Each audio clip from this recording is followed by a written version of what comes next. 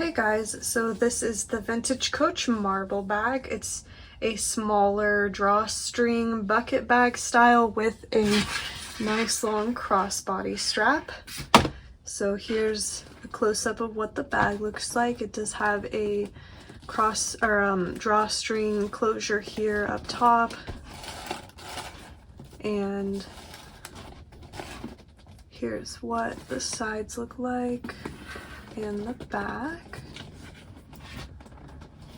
So the style number for marble bags was 4031, and I estimate that this one was from the early 90s and it was also made in the US. So this is a cute smaller style bag if you want something small that's not going to probably be very heavy on your shoulder when you carry it.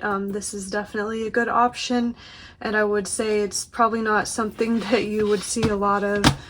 This is the first one that I've come across that's come into the shop, so probably not a very common style, and it's definitely really cute. So anyway, I will link it below if you wanted to check it out further in the Etsy shop, but otherwise, thanks for watching. Take care.